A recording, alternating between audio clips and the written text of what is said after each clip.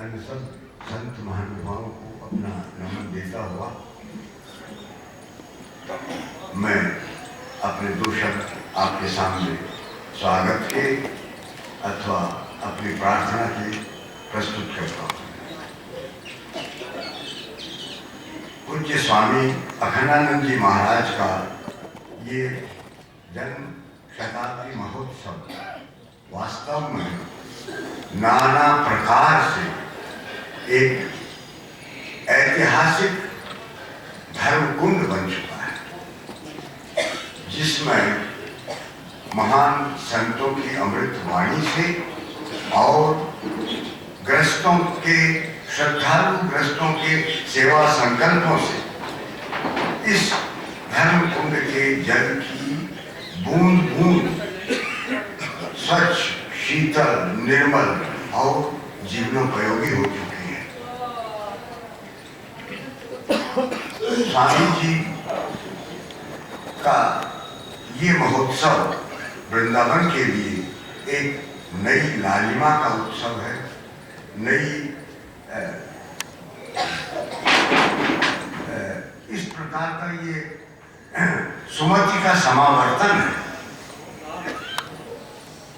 स्वामी जी की यही सबसे बड़ी आस्था थी कि जहाँ सुमति तह संपत्ति नाना, और इसीलिए मैं समझता हूँ उनकी व्यापक वाणी का यहाँ जिस प्रकार हम ग्रहण शक्ति से उसको प्राप्त करेंगे, श्रोताओं के जीवन में सदा अब एक नए अभिप्राय का संचार ये उत्सव कर देगा, और यही इस जन्म शताब्दी महोत्सव की सबसे बड़ी महिमा होगी। स्वामी जी का जो व्यापक रूप था वो तो ऐसा था कि वो सबको श्री कृष्णमय कर देते थे, और कृष्ण में आपको और आपको कृष्ण में भर देते थे। तो ऐसे स्वामी जी की तुलना बस इस प्रकार के महोत्सव में उनके गुणगान करके ही हम कर सकते हैं। मुझे अधिक कुछ न कह करके 2, 3, 4 प्रखर विद्वानों के, पुरस्कृत विद्वानों के जिनसे जो मैंने सुना वो 3-4 बातें आपके सम्मुख प्रस्तुत करता हूँ।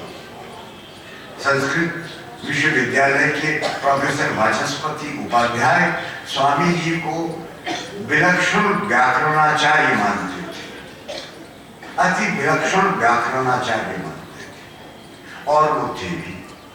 समाज का प्रबुद्ध वर्ग भी धर्म और दर्शन के रूप में स्वामी अखंडानंद जी को हमारी एक उत्तमोत्तम पीठ मानते रहे, और स्वामी जी की वाणी का जो लीलामय रूप था वो तो अद्भुत था ही। वो जब चाहते आपके सामने वृंदावन स्थापित कर देते थे, आपको जब चाहते विश्वास के कुरुक्षेत्र में उतार देते थे, जब चाहते वो आपको असीम आस्था की अयोध्या के दर्शन करा देते थे, अर्जुन का सारथी बनाकर आपसे सुदर्शन चक्र चलवा देते थे। 3 महानुभावों की मुझे और उनके संस्मरण याद आ रहे हैं। दिल्ली के और देश के महान समीक्षक डॉक्टर नगेंद्र, वो अपने ढंग के एक बड़े जबरदस्त विद्वान इस देश के रहे।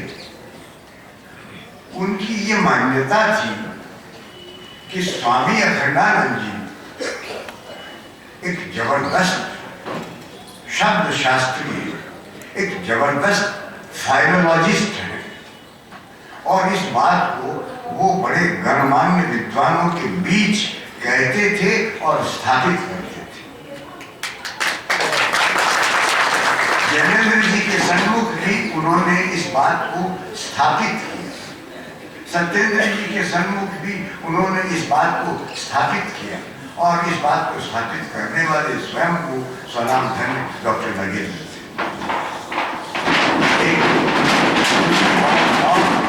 मुझे याद आई, डॉक्टर हजारी प्रसाद द्विवेदी, आचार्य हजारी प्रसाद द्विवेदी भी हमारे देश के एक महान विभूति हुए और वो स्वामी जी को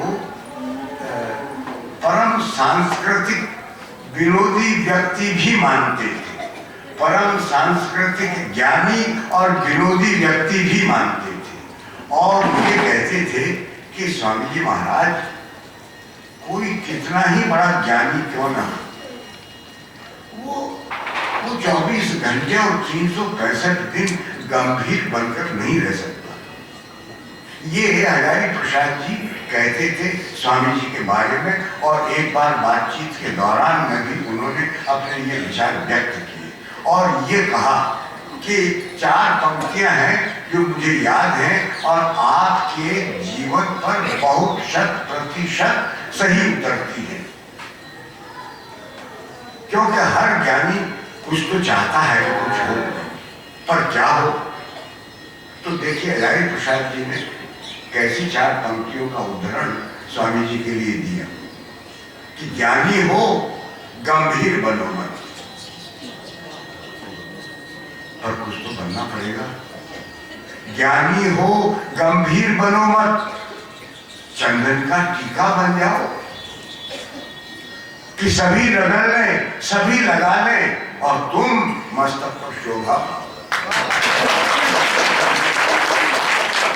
ये हजारी प्रसाद जी की पंक्तियां सुनकर के स्वामी जी मुस्कुरा दिए और उन्होंने इस बात की स्थापना में योगदान किया कि हाँ वो भी परम सांस्कृतिक विनोदी विद्वान और देश के गणमान्य विभूति हैं।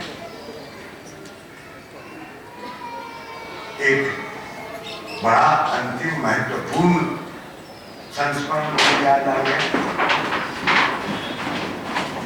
संसार की सबसे प्रसिद्ध कवयित्री श्री महादेवी जी वर्मा एक बार मेरे दिल्ली निवास पर विराजमान थी, तो मैंने स्वामी जी से करबद्ध प्रार्थना की कि या तो हम आपके यहाँ आए और या आप अगर यहाँ दर्शन दें, अपने पैरों से हमारे आंगन को शुद्ध कर दे।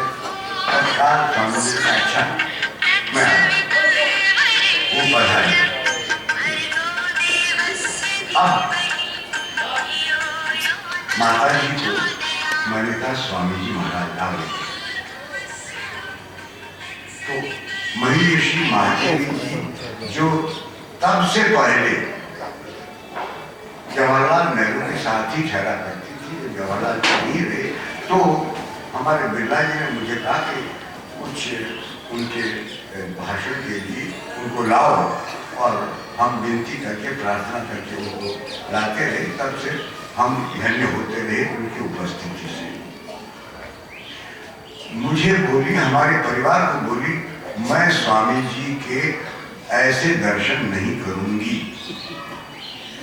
तो मैंने कहा आप दर्शन नहीं करेंगी, दर्शन नहीं देंगी तो कैसे इसकी समाज योजना क्या बनाई जाए। बोले मैं सारे जीवन भर श्री कृष्ण के चित्र को पुष्प चढ़ाती रही, अब आज तुम रुको, तुम्हारे बगीचे के फूल चुनने मैं स्वयं जाऊंगी और मैं स्वयं फूल की माला बनाऊंगी और तब आकर के स्वामी जी को पहनाऊंगा। ये मैंने देखा इन 2 महान व्यक्तियों का जबरदस्त महोत्सव। थोड़ी देर में हमने देखा महादेवी जी टुक टुक करती हुई आई और स्वामी जी को, जो भी स्वामी जी विराजमान थे, उन्होंने आकर के कहा आप उठिए मत, मुझे ये माला जो संसार को श्री कृष्ण रूप सुलभ करवाता है, सर्वत्र बांटता है, उसको ये माला पहनाने दीजिए। और इस प्रकार उन्होंने स्वामी अखंडानंद जी महाराज को अपने हाथों से बनाई हुई फूलों की माला समर्पित की और स्वामी जी ने भी बड़े स्नेह से उनका स्वागत किया और उनको आशीर्वाद दिया।